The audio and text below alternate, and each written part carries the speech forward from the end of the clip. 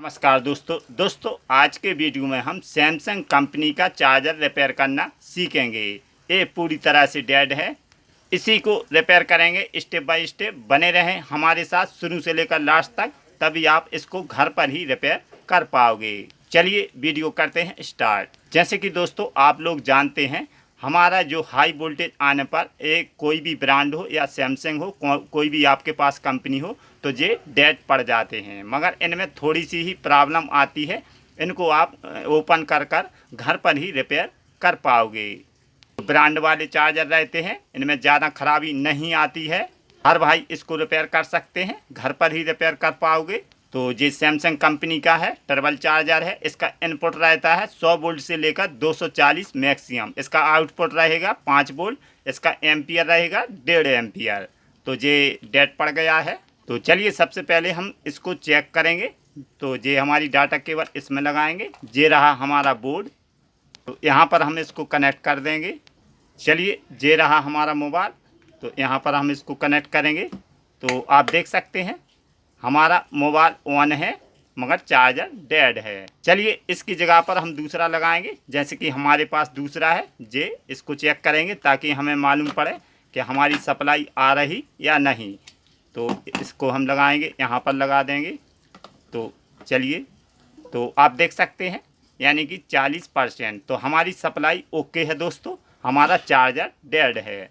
तो चलिए इनको निकालते हैं, बाजू में करते हैं। अब हम देखेंगे चार्जर। तो जो भी खराबी है तो चार्जर में है दोस्तों। इस चार्जर में कोई स्क्रू नहीं रहता है। जो नॉर्मल चार्जर आते हैं उनमें स्क्रू रहता है, ये ढलाई किया हुआ रहता है, यानी कि अंदर से कॉन लगी हुई रहती है। तो इसको ओपन करने में बहुत समय लग जाता है। इसको खोलने के लिए दोस्तों या तो आप प्लास की मदद ले सकते हैं, या यहाँ पर थोड़ा कट कर पेंचकस से इसको निकाल सकते हैं। इसको हम प्लास से खोलेंगे, यहाँ पर मारेंगे तो ये आराम से खुल जाता है। आप देख सकते हैं ये खुल गया। इस प्रकार खोलना, समय आपका बर्बाद नहीं होगा, 1 सेकंड लगता है, ये निकल जाता है। बट आपको खोलने का आइडिया होना चाहिए। हमारे पास ये चार्जर कम से कम 10 या 8-10 डेली आते रहते हैं दोस्तों। हम इसी प्लास की मदद से 2 बार मारते हैं, तो या कंपनी का हो या ब्रांड हो, कोई भी हो, तो ये 1 सेकंड में निकल जाता है। चलिए इसकी हम पीसीबी बाहर निकालेंगे, प्लास की मदद से निकालेंगे। तो आराम से निकालना, कहीं डैमेज ना हो जाए। तो ये हमारी निकल चुकी है पीसीबी। बाहर निकालने के बाद दोस्तों सबसे पहले आपको फिजिकली देखना कि हमारा कोई कंपोनेंट डैमेज तो नहीं। तो यहाँ पर आप ध्यान से देखें तो यहाँ पर कोई हमें डैमेज नहीं दिख रहा, क्योंकि हाई वोल्टेज आने पर दोस्तों इसमें क्या रहता है, छोटे छोटे यहाँ पर रेजिस्टेंस रहते हैं, तो ये हमारे जल जाते हैं। तो ये कहीं भी नहीं मिलते, ना आपको मार्केट में मिलेंगे, ना इनकी कोई डाटा शीट मिलती है। तो इनमें छोटे छोटे कंपोनेंट आपको ध्यान से देखना है। तो इस बोर्ड के नहीं जले हैं, तो इसको हम रिपेयर करेंगे और फिर देखेंगे। जैसे कि यहाँ पर हमारे 4 कैपेसिटर हैं, तो कैपेसिटर का नंबर है 400 वोल्ट, 15 EUF चारों का है। तो ये हमारे ये पर चलते हैं इनपुट पर, यानी कि यहाँ से इनपुट देते हैं तो DC पर यहाँ पर लगे रहते हैं। तो चलिए इसको हम चेक करते हैं। क्योंकि ये ब्रांड चार्जर है, कंपनी का है, तो इसमें थोड़ी ही खराबी आती है, यानी कि ज़्यादा खराबी नहीं आती। तो आप इसको फेंके मत, घर पर ही रिपेयर कर सकते हैं। तो यहाँ पर हमें ये रेजिस्टेंस जला हुआ दिख रहा है। आगे हम इसको मीटर से चेक करेंगे, ताकि आगे कोई शॉर्टिंग होने पर ये जलता है, या ओवर हाई वोल्टेज आने पर भी जल जाता है ये रेजिस्टेंस। तो इसको आप नया घर पर ही डाल सकते, तो आपका चार्जर ओके हो जाएगा। यहाँ पर एक रेजिस्टेंस रहता है, तो ये हम सभी चेक करेंगे अभी आगे। तो यहाँ पर 4 कैपेसिटर हैं, यहाँ पर एक 5 वोल्ट आउटपुट पर लगा हुआ रहता है। सैमसंग की दोस्तों क्वालिटी बढ़िया रहती है, मगर इसमें उनको प्रोटेक्शन देना था, यहाँ पर मूवी लगाना था तो और अच्छा रहता। मगर अच्छा है, कंपनी का है, ब्रांड है। तो इसमें ज़्यादा SMD का काम रहता है, छोटे छोटे रहते हैं जो सर्किट को प्रोटेक्ट करते हैं। तो इनको हम सभी को चेक करेंगे और इसके बाद हम इसको रेजिस्टेंस को भी बताएंगे कितने ओम्स का आपको लगाना चाहिए। ये यहाँ पर स्टेप डाउन ट्रांसफार्मर रहता है दोस्तों। तो सबसे पहले आपको यहाँ से AC देना है। जैसे कि ये हमारे AC है न्यूट्रल फेस, तो यहाँ से आप AC दोगे तो आउटपुट हमारा जहाँ पर ये USB लगा हुआ है, यहाँ पर आपका आउटपुट 5 वोल्ट आएगा।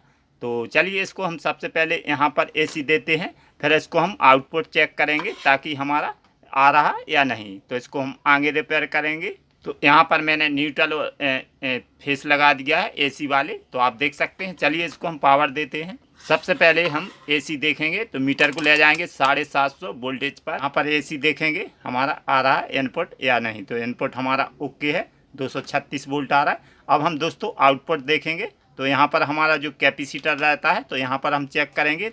तो मीटर को ले जाएंगे 20 वोल्ट डीसी पर, तो यहाँ पर 5 वोल्ट आना चाहिए। तो यहाँ पर कोई 5 वोल्ट नहीं है। तो चलिए इसको हम देखते हैं, स्टेप बाय स्टेप रिपेयर करेंगे। कौन सी प्रॉब्लम आने पर ये डेड पड़ जाता है, तो इसको हम चेक करेंगे। बजर मोड पर करेंगे चेक करने का तरीका। तो मीटर को ले जाएंगे बजर मोड पर। बजर मोड पर आपको रखना है। तो बजर मोड पर रखने के बाद यहाँ पर हम देखेंगे, सबसे पहले हमारा एक रेजिस्टेंस लगा हुआ रहता है। यहाँ पर आप देख सकते हैं, तो ये जला हुआ है, तो इसी को पहले चेक करेंगे। तो हम पहले मीटर को करेंगे चेक। हमारा मीटर ओके है, 0 आना चाहिए। इसके बाद हम रेजिस्टेंस को चेक करेंगे। तो ये रेजिस्टेंस हमारा ओपन है, यानी कि ख़राब है। तो रेजिस्टेंस ख़राब होने के दो कारण रहते हैं दोस्तों। या तो हमारी हाई वोल्टेज आने पर रेजिस्टेंस ओपन होता है, या हमारी कोई भी यहाँ पर शॉर्टिंग रहेगी प्राइमरी में जब हमारा ओपन होता है। तो हम यहाँ पर शॉर्टिंग देखेंगे। शॉर्टिंग देखने का बिल्कुल आसान तरीका रहता है। अगर आपकी शॉर्टिंग नहीं है तो आप ये रेजिस्टेंस डाल सकते हैं। यहाँ पर 2.2 ओम्स का रहता है, आप 10 ओम्स का भी डाल सकते, 20 ओम्स का भी सबसे बढ़िया रहेगा 10 ओम्स। तो चलिए यहाँ पर हम शॉर्टिंग देखते हैं। जैसे कि ये हमारे SMD 4 ब्रिज रेक्टिफायर लगे हुए हैं, 1 2 3 4। तो चारों को हम चेक करेंगे। चेक करने का बिल्कुल वही मेथड रहता है जो हमारा 1N 4007 रहता है, वही वाला SMD जे डायोड रहता है। तो यहाँ पर हम लगाएंगे। एक साइड हमारी रीडिंग आना चाहिए, एक साइड कुछ भी नहीं। तो एक साइड हमारी 537 आ रही, यानी कि 400 से कम नहीं आना चाहिए दोस्तों। अगर आपकी कम आएगी तो डायोड यानी कि वीक है या कोई खराबी है। तो हम प्रोब को पलटेंगे। इस साइड से हमारी कोई रीडिंग नहीं, तो यहाँ पर मीटर पर ध्यान दीजिए, कोई रीडिंग नहीं। अब हम दूसरा डायोड चेक करेंगे। ये छोटे छोटे SMD में रहते हैं। तो यहाँ पर रीडिंग आ रही हमारी ओके। इस साइड पलटेंगे, कोई रीडिंग नहीं, तो यहाँ पर कोई रीडिंग नहीं। चलिए हम तीसरा डायोड चेक करते हैं। तो यहाँ पर रीडिंग आना चाहिए ओके। अब हम इसको प्रोब को पलटेंगे, कोई रीडिंग नहीं। मीटर पर ध्यान दीजिए, कोई रीडिंग नहीं। अब हम चौथा डायोड देखेंगे दोस्तों। तो ये भी हमारा ओके है, कोई शॉर्टिंग नहीं। तो प्रोब को पलटोगे तो एक साइड आपकी रीडिंग आ गई, एक साइड कुछ भी नहीं। तो दोस्तों इससे हमें ये भी मालूम पड़ जाता है कि हमारा ये प्राइमरी ओके है। हमारे जो कैपेसिटर भी हम चेक कर सकते हैं, क्योंकि ये हमारे यहाँ से यहाँ जुड़े कनेक्ट रहते हैं। तो यहाँ पर कोई शॉर्टिंग नहीं, तो हमारी प्राइमरी में कहीं भी शॉर्टिंग नहीं। कहीं भी चेक कर सकते हैं, आप देख सकते हैं, कोई रीडिंग नहीं। तो इसमें आप चेक कर कर ही इस रेजिस्टेंस को डाल सकते हैं। आपका 95% चार्जर ओके हो जाएगा। चार्जर में कंपनी ब्रांड रहती है जो छोटी ही प्रॉब्लम आती है, जैसे कि ये रेजिस्टेंस ओपन होना या आपका ये NTC, इसमें दोस्तों प्रोटेक्शन नहीं रहती है। इसमें प्रोटेक्शन देना चाहिए। अगर इसमें हाई वोल्टेज आने पर सबसे ज़्यादा जेई ओपन होता है। तो इसको हम निकालते हैं। इसको निकालने का तरीका, चिमटी आप यहाँ पर फंसाओगे और यहाँ पर आप कईया रखोगे तो जी आराम से निकल जाता है।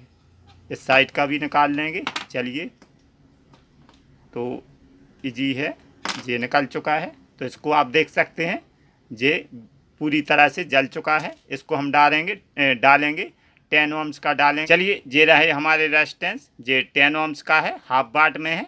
आप भी कभी भी इस चार्जर में अगर लगाएं तो 10 ओम्स का लगा सकते हैं, अच्छा रहता है। 2.2 ओम्स मिले तो वो भी लगा सकते हैं, ये फीज का काम करता है।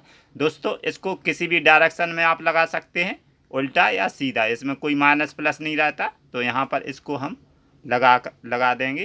तो चलिए सोल्डरिंग करते हैं।